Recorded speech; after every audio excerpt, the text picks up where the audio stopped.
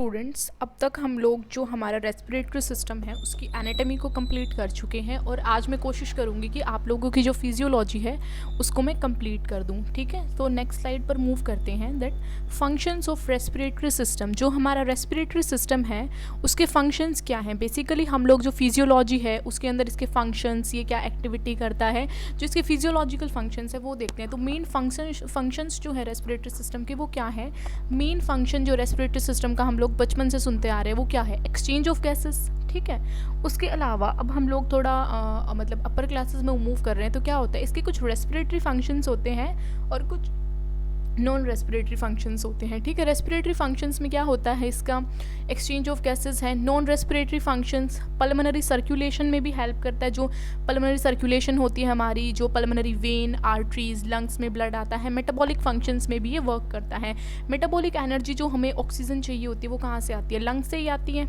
ठीक है, तो उसके बाद नेक्स्ट हम लोग देखते हैं कि इसके नॉन रेस्पिरेटरी फंक्शंस क्या हैं। यहाँ पे मैंने डायग्राम दिखाया है कि ये पूरा हमारा रेस्पिरेटरी ट्रैक है और इसके नॉन रेस्पिरेटरी फंक्शंस क्या हैं। जो भी हमारी जो ब्रोंकाई होती हैं, ब्रोंकियल सिक्रीशंस होती हैं, वो क्या सिक्रेट करती हैं, IgA। IG क्या है, इम्यूनोग्लोबिन A। ठीक है, और PAM को सिक्रेट करती हैं। What is PAM, anyone can tell me. Then मैं आप लोगों को बताती हूँ कि PAM है पल्मोनरी एल्वियोलर मैक्रोफेजेस। ठीक है, उसके अलावा इसके अंदर कफ रिफ्लेक्स होता है। जब भी हम लोग कोई फॉरेन बॉडी को इनगल्फ कर लेते हैं, स्वेलो कर लेते हैं, तो क्या होता है, कफ रिफ्लेक्स होता है और हम लोग उसको स्प्लिट आउट कर देते हैं। ठीक है, इसके अलावा एक और इसका है कि सिलियरी एस्केलेटर एक्शन होता है, जो डिफेंस मैकेनिज्म एयरबोर्न इन्फेक्शन से हमें बचाता है। क्या है उसको, सिलियरी एस्केलेटर एक्शन। ठीक है, नेक्स्टली हम लोग क्या देखते हैं कि पल्मोनरी सर्कुलेशन में कैसे हेल्प करता है। लेफ्ट वेंट्रिकल के लिए ये एज अ रिजर्वर काम करता है। रिजर्वर मतलब कि जो स्टोर करे किसी चीज़ को। एज अ फिल्टर एक्ट करते हैं हमारे lungs. Removal of fluid from alveoli, alveoli से जो फ्लूइड रिमूव होता है उसके लिए हेल्प करते हैं। Role of absorption of drugs of aerosol, जैसे जो अस्थमेटिक पेशेंट्स होते हैं उन्हें हम लोग क्या देते हैं, ब्रोंकोडायलेटर्स देते हैं, डायरेक्टली एरोजोल्स की फॉर्म में देते हैं, तो वहाँ पर जो हमारे लंग्स होते हैं वो फंक्शन करते हैं। ओके, नेक्स्ट रेस्पिरेटरी सिस्टम के ये मैंने फंक्शंस दिखाने की कोशिश की है। देखो ऊपर से मतलब आपके पास लॉन्ग टर्म क्वेश्चन आ जाए रेस्पिरेटरी सिस्टम के फंक्शंस। ठीक है, तो आप लोग मेन लिखोगे कि इसका मेन जो रेस्पिरेटरी का फंक्शन होता है, उसके अलावा देखो ये ऊपर दिखा रखा है, आप लोगों को अलग अलग करके बताया गया है। ठीक है, कि देखो ये नोस्ट्रिल का क्या फंक्शन है, तो नोस्ट्रिल का फंक्शन दिखाया गया है, way of air to enter in the body. ठीक है, फिर फेरिंग्स का फंक्शन है, देन प्लूरल मेम्ब्रेन का, देन राइट प्राइमरी ब्रोंकस का। तो ये सब के फंक्शन अलग अलग डिफरेंशिएट किए गए। अगर आप इस तरीके से इस क्वेश्चन को अटैम्प्ट करेंगे तो आपको एक्स्ट्रा मार्क्स मीन टू से कि आपको फुल मार्क्स मिल सकते हैं इस क्वेश्चन के अंदर। ठीक है, देन नेक्स्ट जो हम लोगों का सबसे इम्पॉर्टेंट चीज़ है जो मोस्टली पूछी जाती है वो क्या है, ट्रांसपोर्ट ऑफ गैसेस। ये भी हम लोग छोटे हैं जब से पढ़ते आ रहे हैं बट कभी समझ नहीं आता है। तो आज मैं आप लोगों को ये इतने इजी वे में करवाती हूँ कि इसके बाद आपको कभी दोबारा ये डाउट नहीं रहेगा कि मुझे ट्रांसपोर्ट ऑफ गैसेस समझ नहीं आ रहा। तो ध्यान से अपने नोटबुक पेन लेके बैठिए और let get start transport of gases. अब देखो हमारी बॉडी को कौन सी गैस की ज़रूरत होती है, ऑक्सीजन की। ठीक है, मतलब मैक्सिमम ऑक्सीजन की ज़रूरत होती है उसको। तो ऑक्सीजन का ट्रांसपोर्ट हम लोग सबसे पहले पढ़ते हैं। तो ऑक्सीजन का जो ट्रांसपोर्ट होता है, सबसे पहले देखो कि ऑक्सीजन का जो ट्रांसपोर्ट है वो हो क्यों रहा है। टिश्यूज़ से तो लंग्स में ऑक्सीजन नहीं आती, लंग्स से टिश्यूज़ में ऑक्सीजन जाती है ना, तो वो क्यों जाती है। सबसे पहली बात कि हमारे बॉडी के मेटाबॉलिक फंक्शन को मेंटेन करने के लिए हम लोगों को ऑक्सीजन की रिक्वायरमेंट होती है। ओके, उसके बाद ऐसा क्यों होता है, constant circulation of blood, blood जो है वो कॉन्स्टेंटली बॉडी के अंदर सर्कुलेट करता रहता है, इसीलिए क्या होता है कि जो ऑक्सीजन है वो भी ट्रांसपोर्ट होती है। दूसरा, diffusion of oxygen that occurs in direction of concentration gradient. ये बहुत बहुत बहुत इम्पॉर्टेंट पॉइंट है कि ऑक्सीजन का जो डिफ्यूज़न है वो अकॉर्डिंग टू कंसंट्रेशन ग्रेडियंट होता है। जब बॉडी के अंदर ऑक्सीजन कम है तब हम लोग एटमॉस्फेरिक ऑक्सीजन को ले रहे हैं। जब बॉडी के अंदर ऑक्सीजन हमारी फुलफिल हो गई है तो हम एटमॉस्फेयर को क्या दे रहे हैं, CO2 दे रहे हैं। ठीक है, तो ये मैंने अलग अलग आप लोगों को प्रेशर बताया है। सबसे पहले देखो एल्वियोलाई में आती है हमारी ऑक्सीजन, तो एल्वियोलाई में प्रेशर ऑफ O2 कितना है, 104 mmHg। आर्ट्रियल ब्लड जो हम लोगों का ऑक्सीजनेटेड ब्लड होता है, ऑक्सीजनेटेड क्यों होता है? क्योंकि ऑक्सीजन का अमाउंट ज़्यादा है, तो ऑब्वियसली वीनस ब्लड के कंपैरिजन में इसके अंदर ब्लड ज़्यादा, ऑक्सीजन का लेवल ज़्यादा होगा। तो आर्ट्रियल ब्लड में कितना है 95 mmHg एंड वीनस ब्लड में कितना है 40 mmHg। और जो टिश्यू लेवल पे, मतलब हम लोगों को ऑक्सीजन, जो माइटोकॉन्ड्रिया में रिएक्शंस होती हैं, हम माइटोकॉन्ड्रिया को क्या बोलते हैं कि मतलब हम लोगों को एनर्जी मिलती है, पावर हाउस है ये सेल का, तो वो ऑक्सीजन की वजह से मिलती है। और वहाँ पे इंटरस्टिशियल फ्लूइड के अंदर, टिश्यू इंटरस्टिशियल फ्लूइड के अंदर भी 40 mm ऑफ Hg हमारे जो ऑक्सीजन होता है वो होता है। उसके बाद देखते हैं क्या होता है, ये ध्यान से देखिए स्लाइड को। हमने क्या किया, रेस्पिरेशन स्टार्ट की, Uptake of oxygen by the pulmonary blood. Pulmonary blood ने ऑक्सीजन को लिया, क्यों लिया? जो पल्मोनरी, जो पार्शियल प्रेशर है ऑक्सीजन का, वो पल्मोनरी आर्टरी के अंदर कितना है 40 mmHg। क्यों? क्योंकि वहाँ पर होता है डीऑक्सीजनेटेड ब्लड। हम सबको पता है कि जो पल्मोनरी सर्कुलेशन है that is opposite, means arteries क्या करती हैं, डीऑक्सीजनेटेड ब्लड को कैरी करती हैं, ठीक है। तो जो एल्वियोलर एयर है उसके अंदर क्या है 104 mmHg। तो ऑब्वियसली ग्रेट कंसंट्रेशन से लेस कंसंट्रेशन की तरफ हमारा ऑक्सीजन जो है वो मूव करेगी, ठीक है। उसके बाद देखो, ये मैंने आपको डायग्राम दिखाया है, इसको ध्यान से देखो जूम करके। क्या है कि जब हम लोगों ने इंस्पायर किया एयर को, तो एल्वियोलर एयर कितनी थी 104 mmHg और CO2 की कंसंट्रेशन कितनी है 40 mmHg। बस इसको इतना समझ लिया आप लोगों ने। उसके बाद देखो, पल्मोनरी आर्टरी से क्या आ रहा है, डीऑक्सीजनेटेड ब्लड आ रहा है। उसने क्या दिया, CO2 को दिया, और ऑक्सीजन को किसने ले लिया, पल्मोनरी वेन ने। पल्मोनरी वेन से लेफ्ट वेंट्रिकल के थ्रू वो जो सारा ब्लड है वो कहाँ जा रहा है, हमारे टिश्यूज़ के पास। और जब सर्कुलेशन हो रही है, मतलब जब सिस्टमिक आर्टरीज उसको लेके जा रही हैं, तो सिस्टमिक आर्टरीज के अंदर जो PO2 की कंसंट्रेशन है वो है 95 mmHg और PCO2 की कंसंट्रेशन है 40 mmHg, ठीक है। फिर टिश्यूज़ के अंदर, टिश्यूज़ को क्या चाहिए, ऑक्सीजन चाहिए, और उनके लिए वेस्ट क्या है इस टाइम पे, क्या है CO2 है, तो वो CO2 दे देते हैं। CO2 लेने के बाद जो डीऑक्सीजनेटेड ब्लड जा रहा है उसके अंदर CO2 की कंसंट्रेशन होती है 45 mmHg और O2 की कंसंट्रेशन होती है 40 mmHg। और सिस्टमिक वेन से फिर वो सुपीरियर इंफीरियर वेना केवा के थ्रू कहाँ चला जाता है, राइट एट्रियम में। तो ये जो पूरा प्रोसीजर है ये अब हम लोग आगे पढ़ते हैं, ठीक है। कैसे transport of oxygen arterial blood में कैसे होता है, देखो ये एक सिंपल सा थोड़ा सा मैथमेटिक्स है इसके अंदर। कैसे, आर्ट्रियल ब्लड जो होता है वो क्या कंटेन करता है 20 ml ऑफ O2, ठीक है। आप लोग देखो कि जो ऑक्सीजन है 20 ml है आर्ट्रियल ब्लड के अंदर, और वीनस ब्लड के अंदर 15 ml O2 है, ठीक है। ऑक्सीजन ज़्यादा किस में है, आर्ट्रियल ब्लड में। कितनी ज़्यादा है 5 ml। दस अबाउट 5 ml O2 ट्रांसपोर्टेड पर 100 ml of blood from lungs to tissues. इस बात को समझने की कोशिश करो। देखो आर्टरीज और वेन में इतना डिफरेंस है, इसीलिए लगभग 5 ml जो ऑक्सीजन होती है 100 ml ब्लड के साथ वो लंग्स से कहाँ जाती है, टिश्यूज़ में, ठीक है। इसको अगेन रीड करो, अच्छे से समझो, ठीक है। डिजोल्व्ड फॉर्म में कुछ ऑक्सीजन जाती है, कुछ oxygen in combination with haemoglobin, ठीक है। डिजोल्व्ड फॉर्म में कितनी जाती है 3%। किसके साथ डिजोल्व होती है, प्लाज्मा की। मैं आपको लास्ट में एक फ्लो चार्ट भी दूंगी जिससे आप लोग इसे अच्छे से समझ सकते हो। तो हेमोग्लोबिन के साथ कितनी जा रही है, ऑब्वियसली बात है 97%, okay. Then after entering into blood from alveolar air 97% of oxygen combines with the hemoglobin to form loose reversible combination। ये आपके लिए बहुत इंपॉर्टेंट है कि ये लूज रिवर्सिबल कॉम्बिनेशन बनाता है जिसे हम लोग बोलते हैं ऑक्सीजनेशन। ऑब्वियस सी बात है, किसी के साथ ऑक्सीजन अटैच होती है तो उसको हम लोग क्या बोलते हैं, ऑक्सीजनेशन। जो डीऑक्सी हेमोग्लोबिन, मतलब कि जो इम्प्योर ब्लड था जिसके अंदर CO2 का अमाउंट ज़्यादा था, डीऑक्सी हेमोग्लोबिन को वो किस में कन्वर्ट कर रहे हैं, ऑक्सी हेमोग्लोबिन के अंदर, ठीक है। किसके अंदर कन्वर्ट कर रहे हैं, ऑक्सी हेमोग्लोबिन के अंदर। उसके बाद ये देखो, मैंने आपको अच्छे से समझाने की कोशिश की है। बच्चों को बहुत कन्फ्यूज़न होती है कि एक हेमोग्लोबिन 4 ऑक्सीजन मॉलिक्यूल्स को कैसे कैरी कर रहा है, ये क्या है। तो देखो, एक जो हेमोग्लोबिन मॉलिक्यूल है वो 4 ऑक्सीजन मॉलिक्यूल्स कैरी करता है। किस तरीके से? थ्योरेटिकली हम लोगों को क्या पढ़ाया जाता है और प्रैक्टिकली क्या होता है मैं बताती हूँ आपको। सबसे पहले आप लोग ये नीचे हेमोग्लोबिन का स्ट्रक्चर देखो। ये जो स्ट्रक्चर है ये हेमोग्लोबिन का स्ट्रक्चर है। 1 2 3 4 बाइंडिंग साइट्स हैं।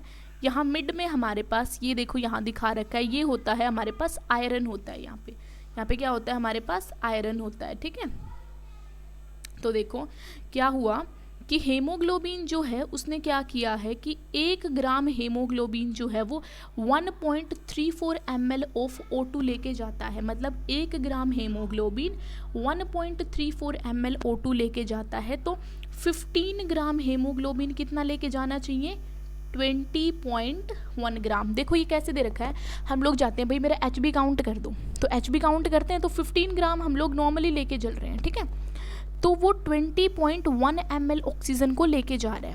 और जो प्रैक्टिकली क्या होता है कि 100 ml जो आर्टेरियल ब्लड है वो 19.8 ऑक्सीजन की वैल्यू को कंटेन करता है, जिसमें से 19.5 तो ऑक्सी हेमोग्लोबिन की फॉर्म में होता है और 0.3 प्लाज्मा की फॉर्म में होता है। ये जो 4 साइड्स है यहाँ पे जो हमारा ऑक्सीजन अटैच हो रहा है वो पर 100 ml पे 19.8 ml है। ठीक है, यहाँ पे हम थ्योरेटिकली कहते हैं कि 20.1 बट एक्चुअल में ये कितना होता है? 19.8 ml। ठीक है, अब ऑक्सीजन कैस्केड। ऑक्सीजन कैस्केड का मतलब है ऑक्सीजन की कैसे साइकिल है, किस तरीके से वो एब्जॉर्ब होता है। तो एटमॉस्फेयर में 159 mmHg, लोअर रेस्पिरेटरी ट्रैक में 150, पहले एटमॉस्फेरिक एयर से वो लोअर रेस्पिरेटरी ट्रैक में गया, फिर एल्वियोलाई में गया, फिर आर्टेरियल ब्लड के अंदर गया, फिर वीनस ब्लड के अंदर गया, फिर माइटोकॉन्ड्रिया के अंदर गया। और ये सब जगह ऑक्सीजन की कंसंट्रेशन दे रखी है। ठीक है, इससे देखो आपको क्लियरली हो रहा है कि high concentration to low concentration जो हमारी ऑक्सीजन है वो मूव करती है। ठीक है, उसके बाद ये जो आपका सबसे इम्पॉर्टेंट एग्जाम में आता है ऑक्सीजन हेमोग्लोबिन डिसोसिएशन कर्व। तो ये कर्व एग्जैक्टली है क्या? देखो ये कर्व क्या है, ये एक ग्राफ है जो ऑक्सी हेमोग्लोबिन यानी कि परसेंटेज सेचुरेशन ऑफ हेमोग्लोबिन और ऑक्सीजन के प्रेशर के बीच का कर्व है। ठीक है, ये कैसा है? एस शेप कर्व है। ठीक है, अगर ये लेफ्ट शिफ्ट हो जाता है या राइट शिफ्ट हो जाता है, अगर ये कर्व पूछा जाता है और आप इस तरीके का डायग्राम बना के अच्छे से left shift right shift show कर देते हैं तो आपको वहीं पर एग्जामिनर पूरे मार्क्स दे देता है। ठीक है, वो आपकी इतनी थ्योरी नहीं पढ़ता कि आपने नीचे क्या लिखा है क्या नहीं लिखा है। तो यहाँ पे बता रखा है कि लेफ्ट शिफ्ट का क्या रीज़न है कि टेम्परेचर डिक्रीज हो गया या H पॉजिटिव आयंस डिक्रीज हो गई, मतलब एसिडिक कंसंट्रेशन कम हो गई। H पॉजिटिव आयन कम हो गई तो मतलब बेसिक की तरफ जा रहा है ना वो। ओके, ऐसे ही राइट शिफ्ट के बारे में बताया है। तो हम लोग जो है कि इसके एक बार एक्सप्लेनेशन देखते हैं। देखो ये मैंने बता रखा है कि राइट शिफ्ट अच्छा है, लेफ्ट शिफ्ट अच्छा है, किस तरीके से फेस से आपको समझाने की कोशिश की गई है। कर्व में देखिए this relation is not linear, ये जो रिलेशन है ये लीनियर नहीं है, सिग्मोइड एस शेप है। बहुत सारे फैक्टर्स हैं जो इसको अफेक्ट करते हैं। मैं बाद में आपको बताऊंगी कि राइट शिफ्ट कब होता है, लेफ्ट शिफ्ट कब होता है। अभी आप ये देखो ब्लू लाइन जो है, जो मिड में मैंने ये ब्लू लाइन दिखा रखी है आपको, तो ये ब्लू लाइन क्या शो करती है कि ऑक्सी हेमोग्लोबिन डिसोसिएशन कर्व को। रेड डॉटेड लाइन दिखा रही है राइट शिफ्ट को और ग्रीन डॉटेड लाइन दिखा रही है लेफ्ट शिफ्ट को। राइट शिफ्ट खुश हो गया है, बिल्कुल अच्छे से खुश है भाई राइट शिफ्ट के अंदर। क्यों? Increase CO2, decrease pH, improved oxygenation of body. इस बात को अच्छे से समझो कि यहाँ पर क्या हुआ है कि CO2 क्या हो गई है? इंक्रीज। ऑक्सीजन क्या हो गई है? कम। मीन्स हेमोग्लोबिन का ऑक्सीजन सेचुरेशन कम हो गया है, लेकिन pH भी क्या हुई है हम लोगों की? कम। Improved oxygenation of body. इस दौरान क्या लगेगा?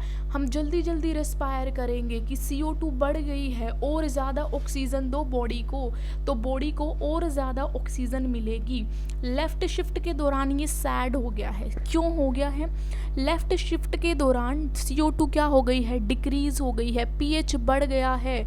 बॉडी में पहले ही इतना मतलब कि ये ऑक्सीजन को वो नहीं लेगी, तो इम्पेयर्ड ऑक्सीजनेशन हो जाएगा बॉडी का। ठीक है, आप लोग इसको रिपीटेडली रीड करें और अच्छे से समझें। ठीक है, उसके बाद हमारा मैंने बता रखा है कि लेफ़्ट शिफ्ट कब होगा और राइट शिफ्ट क्या होगा। आप लोग बस इतने ही पॉइंट्स एग्जाम में लिख देंगे तो that will be more than enough, ठीक है। अगर राइट शिफ्ट होता है तो क्या होता है, डिसोसिएशन कर that affinity of haemoglobin for oxygen के लिए क्या हो गया, डिक्रीज हो गई है। Means PO2 the saturation level haemoglobin normal curve से कम है। ये रीजंस दे रखे हैं उसके, ठीक है।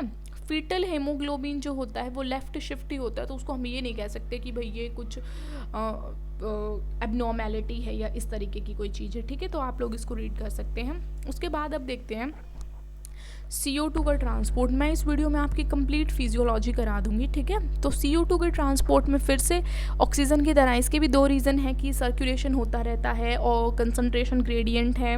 इसमें थोड़ा बैक है, मतलब कि सेल से इंटरस्टिशियल फ्लूइड में, फिर वहाँ से arterial blood, venous blood, alveolar air के अंदर CO2 की कंसंट्रेशन हमने बता रखी है, ठीक है। Diffusion of CO2 from cells into interstitial fluid occurs along a tension gradient of 1 mmHg.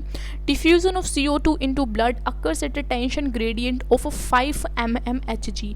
आप देखो कंसंट्रेशन ग्रेडियंट कितना है, इंटरस्टिशियल फ्लूइड के और इंट्रासेलुलर के बीच में तो सिर्फ 1 mmHg का डिफरेंस है, बाकी सब में 5 mmHg का डिफरेंस है, ठीक है।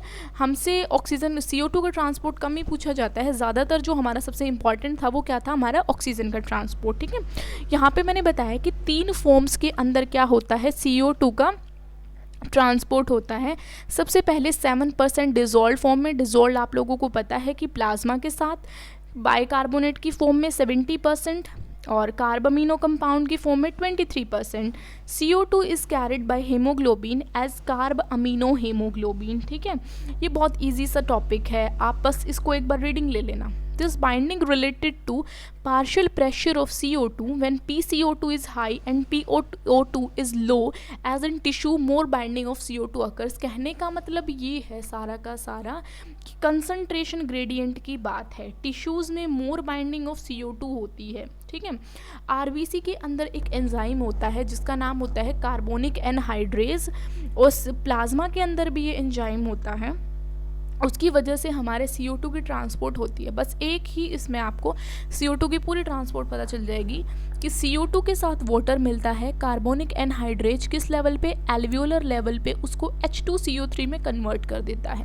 फिर H2CO3 जाता है घूमता हुआ टिश्यूज़ के पास पहुंच जाता है ब्लड के थ्रू, ठीक है।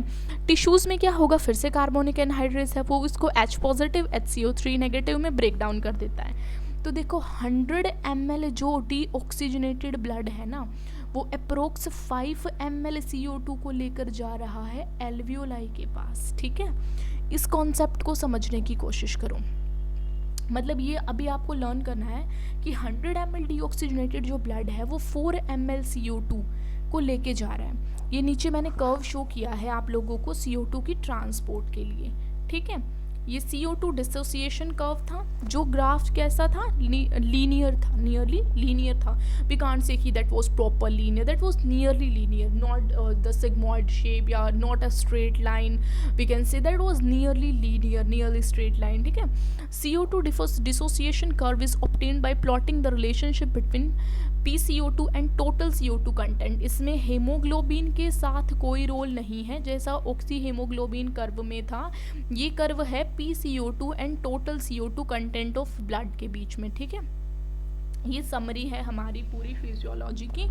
अगर आप लोगों ने पूरी वीडियो में कहीं भी आपका ध्यान भंग हुआ है या कुछ भी हुआ है तो एक बार आप इसको अच्छे से देख लो, तो आपका जो पूरा का पूरा वीडियो का कॉन्सेप्ट है, मेरा जो पढ़ाने का, टाइम लगाने का जो भी एफर्ट है, वो पूरा सक्सेसफुल होगा। देखो आप 3 पार्ट्स में आप डिवाइड कर लो, ठीक है। एक तरफ लो सेल, एक तरफ लो प्लाज्मा, दूसरी तरफ प्लाज्मा है, इसमें नीचे RBC दिखा रखी है, ठीक है। देखो सेल के अंदर क्या होता है, हम खाना खाते हैं, एनर्जी जाती है, ग्लूकोज जाता है।